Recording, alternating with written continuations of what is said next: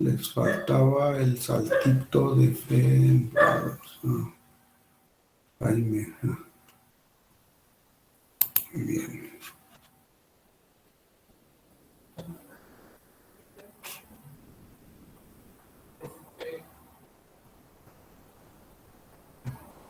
Bueno, ya lo estamos grabando. Entonces, estábamos hablando para qué nos servía la patología clínica y cómo la tenemos que nosotros ver. Pues la tenemos que ver como un coadyuvante, ¿no? Nos va a ayudar para llegar a un diagnóstico, pero no va a ser la panacea para que a través de la patología clínica nos diga qué tiene nuestro paciente, ¿sí?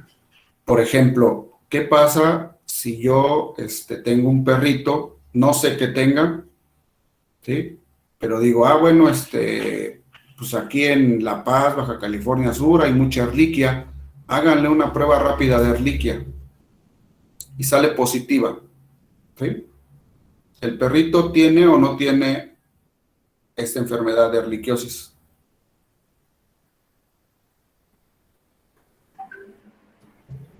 ¿Tiene o no la tiene? Sí tiene porque salió positivo. Ok, pero, ajá, ¿qué más? ¿Quién más cree que sea positivo o si la tiene o no la tiene?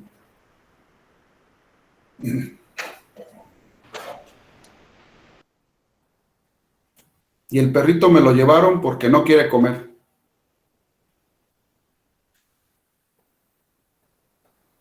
O sea, pero la prueba sí dio positivo. Dio positivo, sí, así es. Y no, pues sí debe tener, ¿no? ¿Quién más dice que sí tiene? Pues es que es una prueba rápida, ¿no? Ajá. Creo debe tener un cierto porcentaje de falla. Así es, primero eso hay que saber. Las pruebas no son 100% efectivas. Pueden ser falsos positivos, así es. Yo no escuché que cuando dijeron esto de que era una prueba rápida. Sí, es que las pruebas rápidas son así. Sí, pueden ser falsos positivos. Ahí ya tenemos un grado de error, ¿no?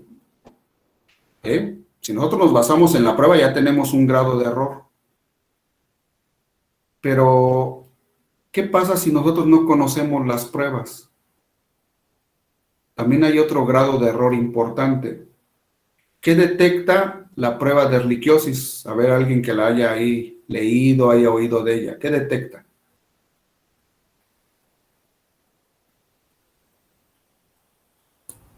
Un antígeno, ¿no? Las pruebas pueden detectar un antígeno o un anticuerpo. En el caso de la erliquia, las pruebas rápidas detectan anticuerpos. ¿Qué pasa si ese individuo, en este momento, ese perrito tiene 3 años, pero le dio erliquiosis cuando tenía 6 meses? ¿Cómo va a salir la prueba? Positiva. Siempre va a salir positiva porque siempre va a tener anticuerpos. ¿Sí? Ahora quiero que me digan, en base a la prueba que le hice, si nada más, lo único que encontré fue que no come. Y le hice la prueba de erliquia, ¿tiene o no tiene erliquia? Pues no, puede ser que no. Quedamos igual, ¿no? Quedamos igual porque la prueba no nos va a resolver el problema. No sabemos si tiene o no tiene erliquia. Entonces, por eso es importante, ¿sí? También la otra parte. Pero, ¿qué pasa, por ejemplo, si yo les digo, llegó el perrito y yo como clínico le encontré que tiene fiebre, así como dice su compañera Gabriela, tiene fiebre de 40 grados, tiene anorexia, dejó de comer, tiene caquexia, ¿sí? Tiene una condición corporal de 2 de 5, ¿sí? Tiene pálidas las mucosas, le hice una prueba como la biometría hemática y me salió que tiene anemia severa, tiene trombocitopenia, tiene neutrofilia, después lo vamos a ver, todos esos términos después los vamos a ver, no se preocupen si no lo entienden.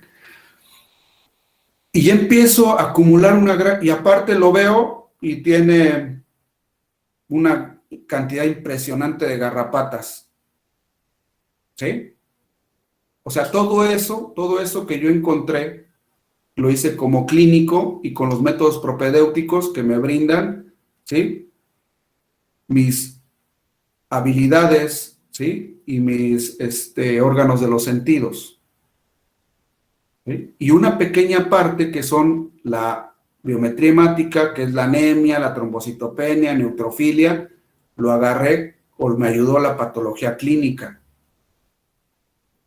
Y entonces ese perrito, por ejemplo, si ya después digo, bueno, de acuerdo a todo lo que encontré, yo creo que lo que más se acerca, y aparte de la prevalencia de enfermedad aquí en La Paz, ¿sí? A lo que más se acerca es una enfermedad que se llama erliquiosis.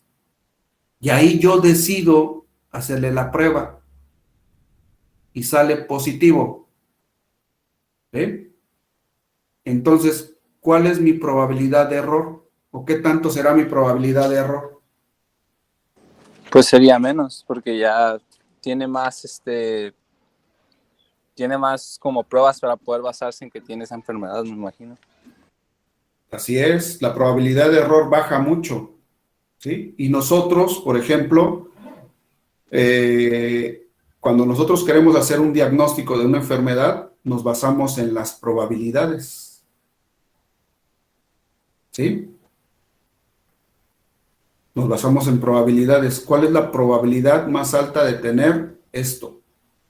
Ahora, hay unas pruebas, por ejemplo, ustedes han oído hablar del PCR, ¿no? Ahorita con lo del COVID.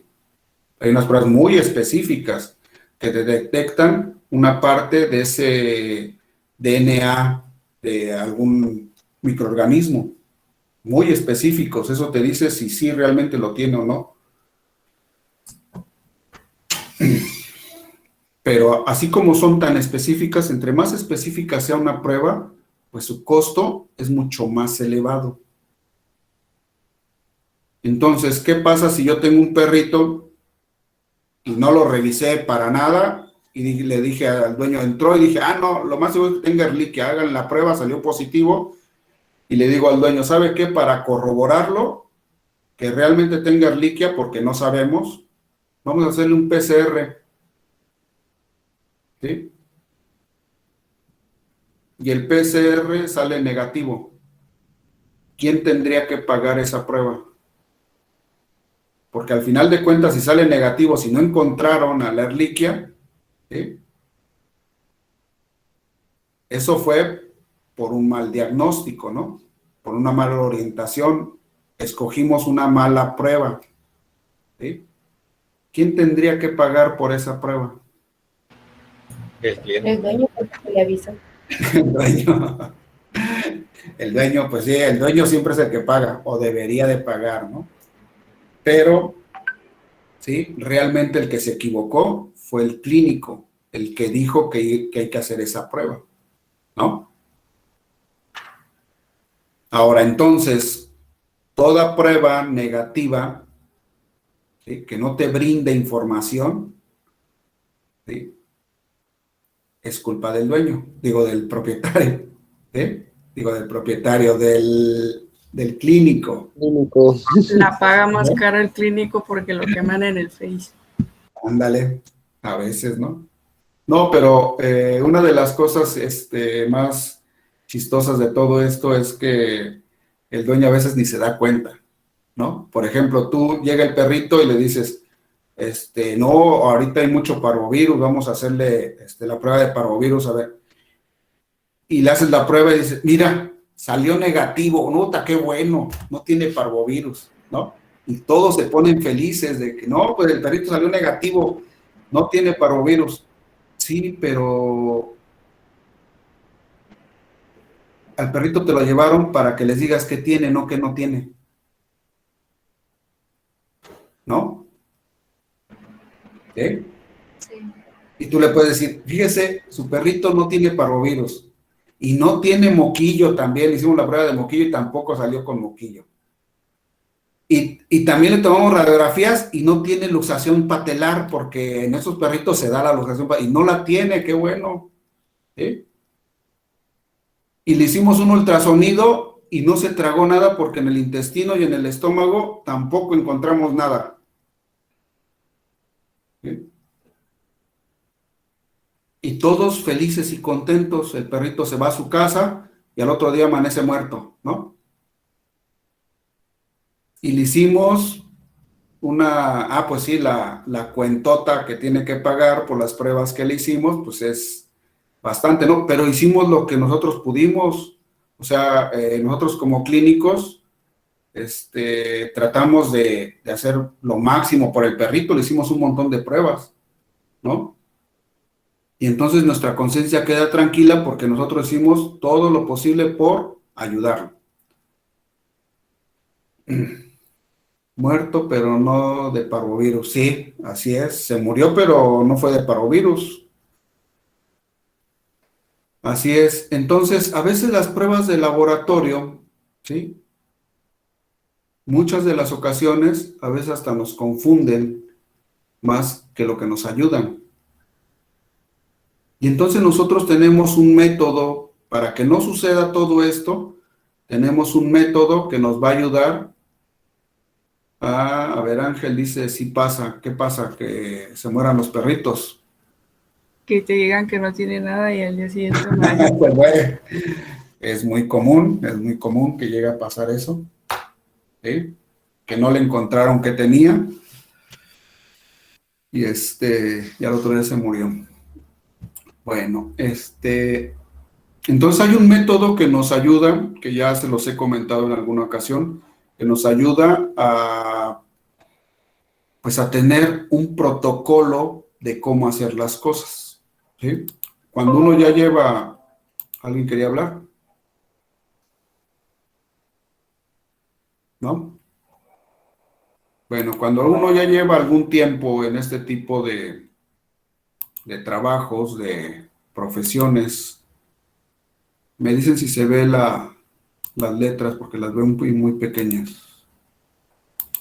¿Ahí está bien? Sí, está mejor. ¿Lo mejor? Sí. Entonces, cuando uno ya tiene algún tiempo trabajando en esto, pues ya a veces se te hace un poquito tedioso estar haciendo esto que nosotros conocemos como expediente clínico orientado a problemas. Pero es la base que nosotros tenemos para el diagnóstico. Y esta patología clínica específicamente, va enfocada mucho hacia conocer, saber quién es el actor principal de esa enfermedad en particular. ¿Sí? Entonces, es lo que nosotros estamos queriendo encontrar, ¿no? Y el ECOP, ¿sí? El expediente clínico orientado a problemas, tiene un protocolo que nosotros debemos de seguir sin brincarnos de un lugar a otro. Y lo primero que tenemos en el ECOP son los datos básicos.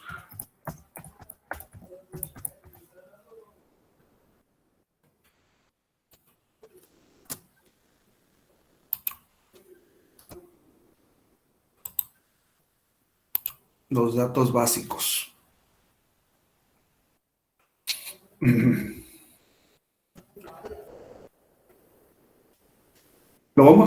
Se divide en 4 partes básicas, ¿no? 4 partes generales más bien. Los datos básicos, una que se llama lista de problemas.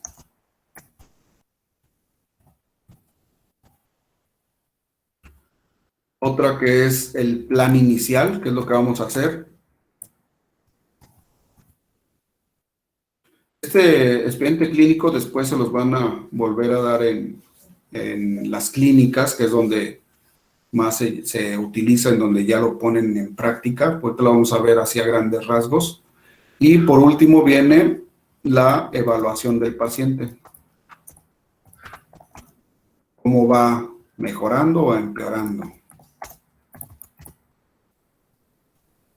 Ay.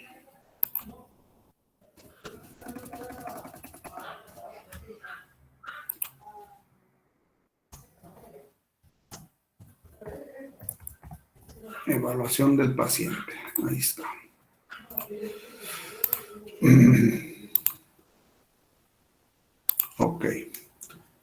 Entonces, vamos a ver dónde nosotros o cómo se desglosa esto de los datos básicos. Los datos básicos incluyen una reseña, que son la especie, la edad, el sexo, también los datos del propietario, el finzotécnico, ¿sí? Todo lo que es referente a lo que es el propietario y ahora sí que los datos generales del paciente. Esa es la reseña. Después viene otra parte que se llama anamnesis, ¿no? Estos datos básicos generalmente nos sirven para recabar información, ¿sí? Entonces recabamos información en la reseña, dónde vive el paciente, cómo vive y todo esto, y en la anamnesis es todo lo que ha llevado su historia clínica, ¿sí? Está vacunado, desparasitado, lo han operado, ha tenido algunas otras enfermedades, dónde vive, qué come, ¿sí? Todo eso va en la anamnesis. Posteriormente, después de la anamnesis viene uno que se llama el examen físico.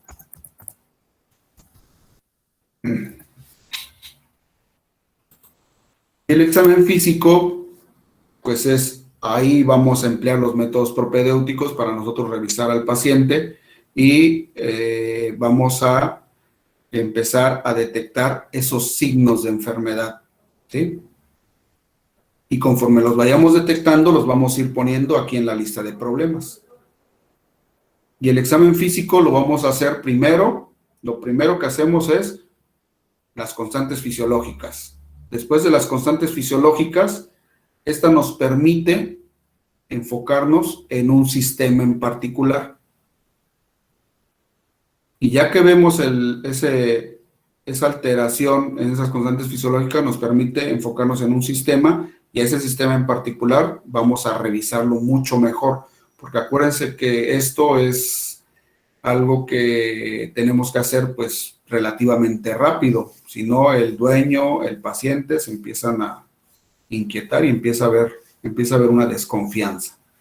Entonces, dentro del examen físico, ¿sí? Lo vamos a hacer constantes fisiológicas y posteriormente por sistemas o regiones, ¿no? Y vamos a revisar al paciente de la punta de la nariz a la punta de la cola. Todo le vamos a checar. Y de ahí, ya teniendo estos datos, ¿sí? Y algunos signos de enfermedad que tenemos ya en nuestra mente, vamos a decidir dónde o qué tipo de pruebas de laboratorio o de gabinete vamos a hacerle a este paciente.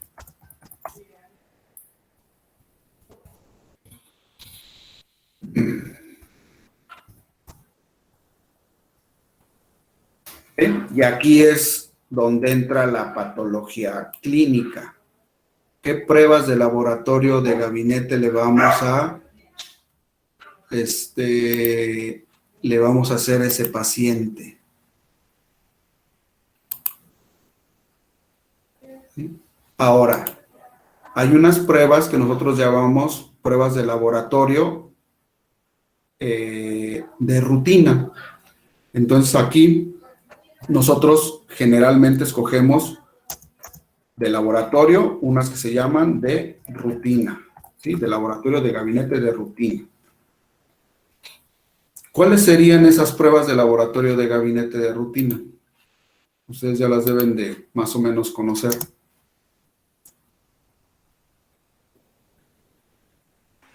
Biometría hemática. La examen general de orina, biometría hemática, ¿qué más?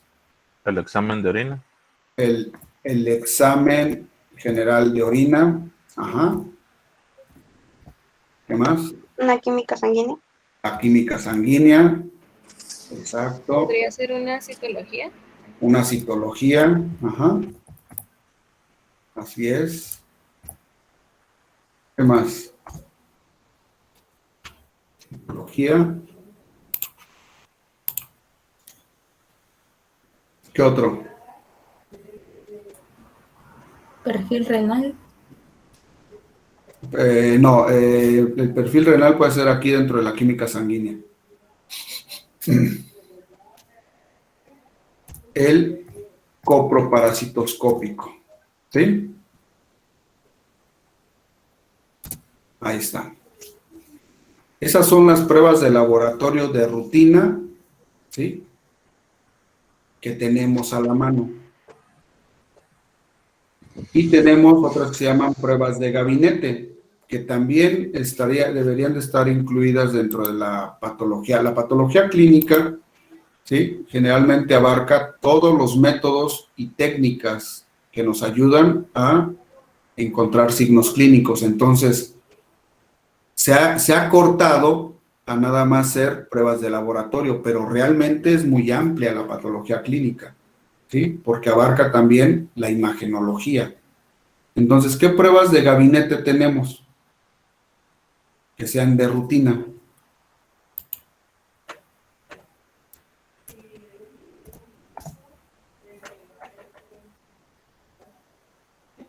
Rayos X. Rayos X, ajá. Y Ultrasonido. ultrasonografía, así es. Y ahí tenemos todas las pruebas de rutina que podemos llegar a hacer. Ahora, yo les preguntaría, ¿se las tenemos que hacer todas a un individuo? No. Bueno, Entonces, sí, dígame. no. Bueno, dependiendo de qué enfermedad, o sea, de qué presente, se pueden ir descartando ciertas pruebas que no son necesarias, ¿no? Así es. Entonces, nosotros tenemos que priorizar estas pruebas de rutina. ¿Sí? Si se fijan aquí en esta primera parte, no está las pruebas rápidas de ELISA que le hacen a los perros para detectar parvovirus. ¿Por qué? Porque no es una prueba de rutina, es una prueba complementaria o específica. Y las pruebas complementarias o específicas es para confirmar un diagnóstico, no para obtener información precisa de lo que pueda llegar a tener ese paciente. ¿Sí? Por ejemplo, si yo hago la biometría hemática de un paciente, forzosamente voy a encontrar algo. ¿Sí? Porque me va a decir cómo están los glóbulos rojos, glóbulos blancos, cómo están, si está deshidratado. Puedo yo llegar a saber si está deshidratado o no, si está, tiene bajas las plaquetas, si las tiene altas. Entonces, mucha información la que te brinda la biometría hemática. ¿Qué información te brinda, por ejemplo, esa prueba rápida de parvovirus, conocidas como SNAP? ¿Qué información? ¿Sí tiene o no tiene? Es lo único que te dice, ¿sí? No te brinda más información. Entonces, ¿qué pasa cuando nosotros la ponemos aquí y sale negativa? Fue una mala elección en la prueba de laboratorio. ¿Sí? Ahora, ¿qué pasa si yo, por ejemplo, reviso un paciente, la reseña, cachorro, Rottweiler, acaba de llegar del interior, lo mandaron de Guadalajara, ¿sí? En la anamnesis no está vacunado, no está desparasitado, viene de un lugar donde hay muchos perros, examen físico, diarrea sanguinolenta, fétida, líquida, muy frecuente, vómito, anorexia, condición corporal muy baja, dolor abdominal craneal agudo. ¿Qué tiene ese perrito?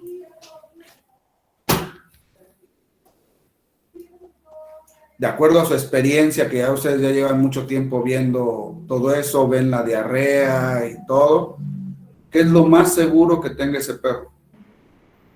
Parvo, ¿no? Parvovirus. Parvovirus, ¿por qué? Porque yo aparte de mi experiencia, dentro de todo lo que vi, se acerca mucho a parvovirus, ¿sí? Y yo lo veo y digo, no, este perrito es parvovirus. ¿Le hago un copro? No. ¿Le hago una biometría?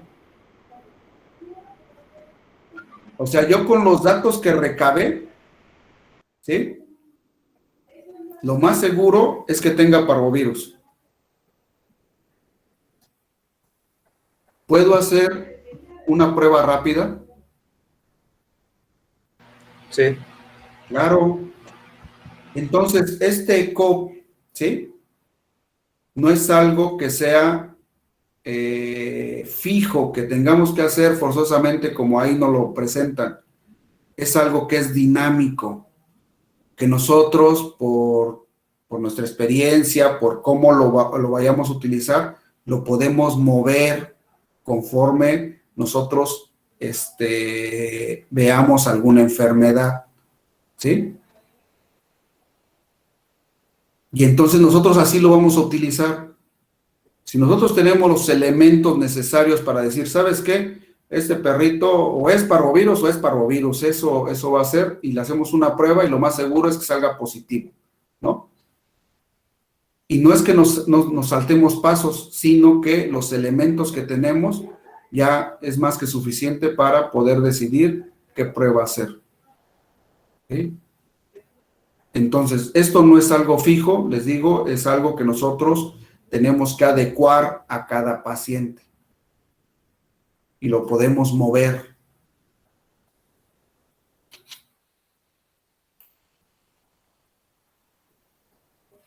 Bueno, se nos termina el tiempo. Vamos a dejarle hasta aquí. ¿Tienen alguna duda de esta primera parte? Aquí es donde interactuamos con la patología clínica. Y acuérdense, la patología clínica, ¿sí? Últimamente como es muy grande, se ha ido acortando su ámbito de acción y básicamente se basa en las pruebas de laboratorio. ¿Sí? Profe, yo sí tengo una duda. Dijo que ECOP era expediente clínico, ¿qué? Orientado a problemas. Thank you. Ajá. Muy bien. ¿Alguna otra duda que tengan? Ya no, profe, muchas gracias. ¿No? Por el momento no, profe, muchas gracias. Bueno. No, sí, ya. ¿Qué era el ego? El que está ahí abreviado. El examen general de orina. Gracias. Profe, ¿y cuál es el US o US? Ultrasonido. Ok, gracias.